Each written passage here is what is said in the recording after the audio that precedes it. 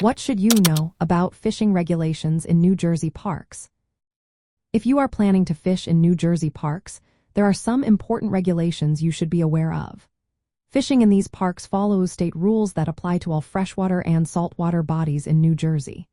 To fish legally, you need a valid New Jersey state fishing license if you are between the ages of 16 and 69.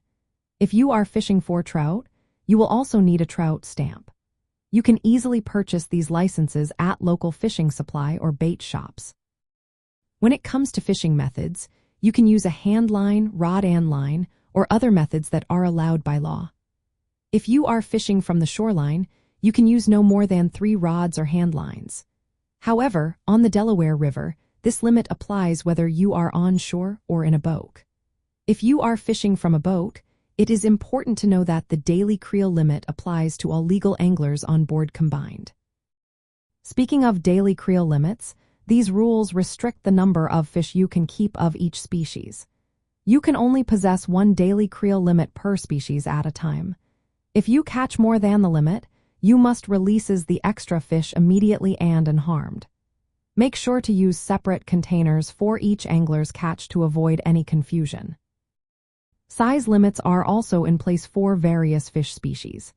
These limits are measured from the tip of the snout to the tip of the tail.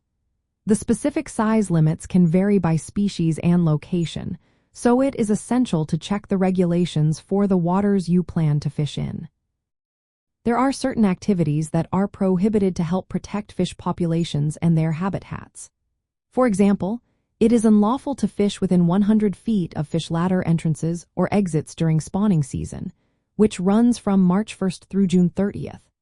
Other prohibited activities include using set lines, using cast nets in freshwater lakes or trout-stocked waters, and possessing fishing devices with more than 9 hooks. Additionally, foul hooking or snagging fish is not allowed, except when ice fishing, and spearing fish in freshwater is only permitted in specific areas. If you are fishing in county parks, such as those in Middlesex County, you will need to follow park-specific hours and regulations. These usually align with state rules, but some parks may have limited fishing hours, so be sure to check ahead. Lastly, always remember to avoid trespassing on private property while fishing. If you need to fish on private land, make sure to obtain permission first.